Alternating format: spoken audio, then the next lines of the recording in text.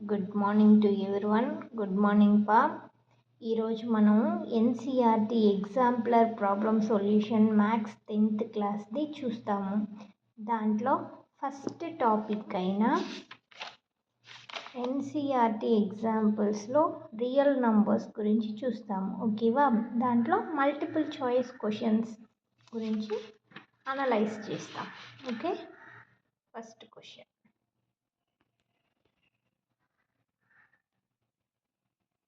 For some integer m, every even integer of the form. ఒక integer m అనేది ప్రతి ఒక్క నంబరు అది ఈవెన్ ఇంటీజర్ అవ్వాలంటే యాజ్ ఇట్ యాజ్ ఎంగా ఉంటే ఈవెన్ ఇంటీజర్ అవుతుందా, లేదా m+1 లేదా 2m లేదా 2m+1 అనేది మల్టిపుల్ చాయిస్ క్వశ్చన్. ఓకేనా? ఇంటీజర్ ఏంది m, అది ఏమవ్వాలా? ఈవెన్ ఇంటీజర్ ఫామ్లో ఉండాలి. అట్లా ఉండాలంటే 2తో మల్టిప్లై చేస్తే every integer as a even integer అవుతుంది. దాన్ని ఎగ్జాంపుల్ చూస్తాను చూడండి.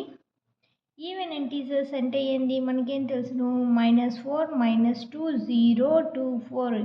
అది నెగిటివ్ నెంబర్స్గా ఉన్నా కూడా పాజిటివ్ నెంబర్స్గా ఉన్నా కానీ అదేమవుతుంది? ఈవెన్ నెంబర్స్ అవుతుంది.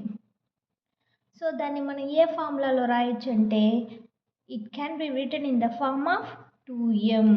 ఇట్లా ఫామ్లో రాయొచ్చును, 2m ఫామ్లో రాయొచ్చును. Where m is integer. m అనేది ఒక ఇంటీజర్ వాల్యూ. ఇంటీజర్ అంటే ఏముండొచ్చును? -1, 0, 1, 2, 3 అండ్ సో ఆన్. ఓకేనా?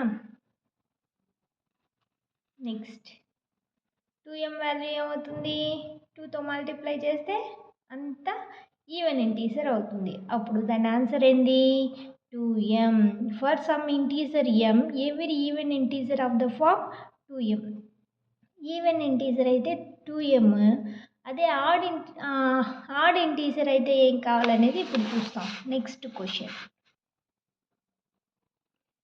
For some integer q, every odd integer of the form of q+1, 2q, 2q+1.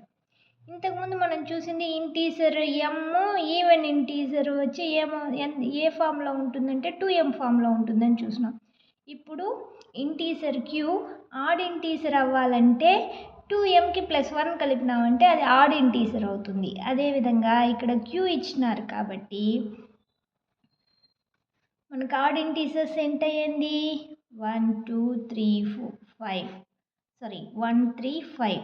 అది ఎట్లా ఫామ్ అవుతుంది? 2q+1 అయితే ఫామ్ అవుతుంది.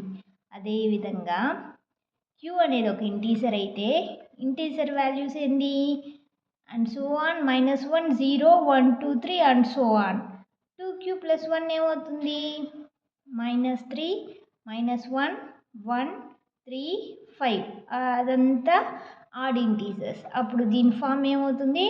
2q+1. ఓకే.